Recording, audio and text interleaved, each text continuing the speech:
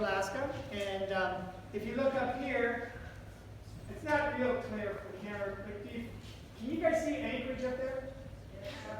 And if you go over 280 miles, you'll see Bethel. And that's where we're at. It's 480 miles below Russia. We're at that time worrying too much about Russia. All right, next slide. Okay, so this is the morning. We are going to head to the airport. We are in Gem State. We were getting all of our luggage. We took some pictures, and we were just getting ready to go to the airport. Next. After we got all our luggage together, we got together in a circle and we prayed for God's blessing for the journey, because this is the first time where a lot of us have been away from homes on a mission trip that's so long and doing something out of our comfort zone. Next. Oh, this is Anchorage, and we get to Anchorage and we have to stand around a while because he has to go get our van. We had a large van that picked us up.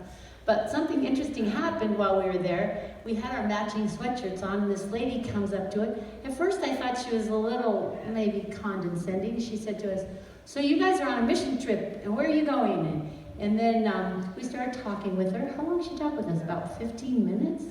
Quite a while. And then she said, she goes, "You guys," she asked this question about what we believed about God and Jesus, and she said that she would ask for us to have blessings on our trip. So everywhere we went in those sweatshirts, we got lots of attention. Next. Okay, this is our first look at wildlife. It's not particularly wild or life at this moment, but we saw that moose and it was like, whoa. Okay, so when we got from the airport to this little hotel type of place, Dixie actually brought out the puppets, and because the puppets, we were going to use them for the VBS to tell the stories, and we got everybody to get one, get in the character, and we were starting to practice and getting ready for the first night.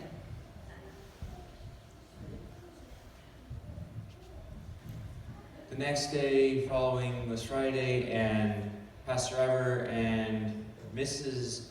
Ever went out to get food because everything in Bethel is very expensive, and we weren't going to pay all the money that it would have cost in Bethel to buy all the food. So Pastor Ever went out Friday to the Costco in Anchorage and bought all the food that we needed for the trip. It was a total of 660 pounds, and they gauged the price of how much it would cost to send to Bethel at $1,000, and it only cost half of that.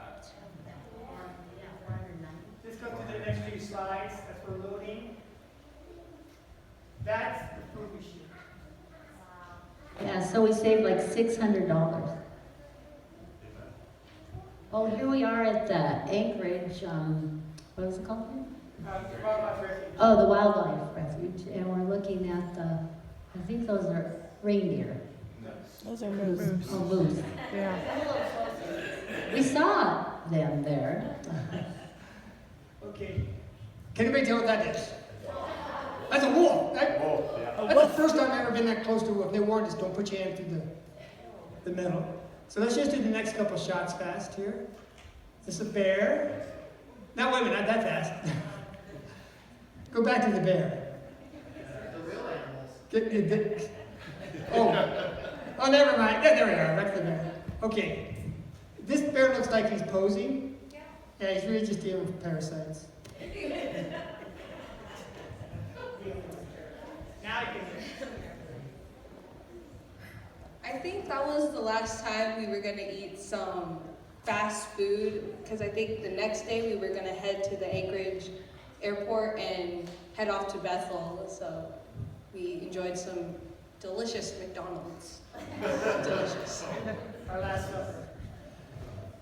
This is the Seventh-day Adventist Church in Bethel. As you can see, it's very small, and the place where the pastor and his family live is right up above the church. It's a very small building, not a whole lot to it, but we made it work for what we were doing. Oh, and this is Alex. Well, this is where we lived, in the church. And so if you wanted to take a nap, you just lay down on the pews. We're all exhausted from the flights. This is our cook crew one evening. You know, we had to keep ourselves fed, and we each had our duties. And this night, you can see we're having grilled cheese sandwiches and tomato soup. And it was really good. So every day we did our own meals. We had different crews that came in and out. Interestingly, they didn't let me do cooking. I had to do cleanup. Okay, this is, I think, a couple hours before our first VBS. We were getting everything ready, so this is me, Alex, and Pastor Trevor working on the music that we were going to be doing for the kids that night. This is the behind the scenes of one of the skits for the VBS. This was the second night of the VBS while they're telling the story. And this one was about being kind to everyone and being a good friend. Let's see, what was the names of the people, the puppets? Boop and Beep were the ones there with the hair things that looked like there's some sort of a reptile. And then there was Augie? No, not Oddly. Oddly was the orange one. And Nino. So there they are. The kids loved them. So now one of the things we have crafts every night, and here's the craft crew getting ready for the stuff, and this was a little puddle Play-Doh type stuff. And what was interesting, when the church would watch what we're doing, some of the elder church and stuff, they said we had the best crafts of any group that had come up there. And it was pretty exciting. Leah was our craft leader. So this is, I think, the first night. We had around 12 kids, and so we're starting off with music, and they were all kind of really shy, and they were just sitting there, not really doing much. But as the week went by, we got more kids, and they were so much more energetic and comfortable with us. It was amazing. The second night, our game was musical chairs. Oh, they had a ball with that one. So much moving around, everyone waiting to get on the chairs. Some of them were even pushing each other off the chairs. Yes. They're all just fighting for the chairs. It's an all-out war for a chair. Oh, and this is them watching the puppet shows again. I was going to tell you, there was a girl that came. Oh, how old do you think she was? The one that brought 7 other kids with her. She's probably like 9, 10. Well, anyway, she comes to the last program, and she didn't want to miss it. She brought a baby on the front with 5 kids in tow. She's only 8 or 9, and she brought them all because she was babysitting. What? Yeah, and she came in a cab with all of her kids, and she's only 9, bringing them to Jesus. That was so cool. Okay, here's crafts. This is first night crafts, and can anybody tell me what they're making? Puppets, because they saw their first puppet show. All right?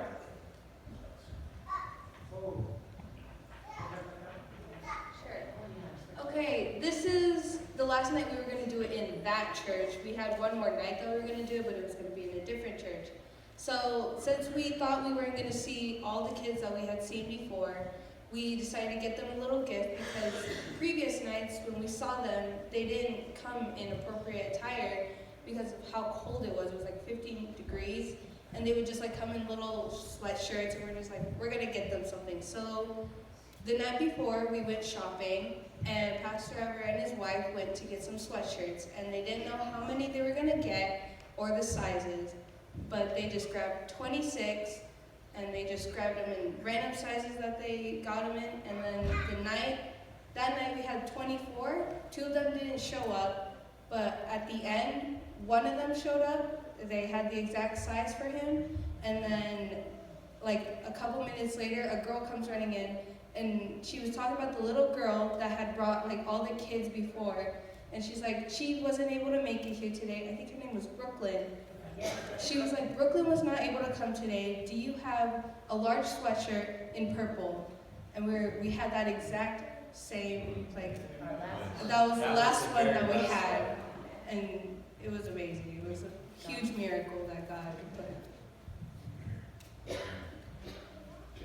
As you can see, some of the group would go out on walks during the day because we did some practice and then we had a few hours of free time. So some people were crazy enough to go out in the freezing cold and walk from the church just around town. As you can see, Pat and Mary Kay were some of those crazy few to go out in the cold. Fabulous. I only fell down 3 times. It was very, very slick up there. Very slick. But I didn't get hurt. One time it felt like maybe an angel caught me or something because I was like, wow, it felt like I floated down here. All right, next. Yeah, by the time we were done, we had more people willing to brave. And if we ever went to shopping at the one store, everybody came. Oh, okay, we were part of their camp meeting. We did most of the music for the camp meeting, and Pastor Ever here was doing a class on discipleship. And so he's pretty energetic speaker. So really our group was an integral part. Next.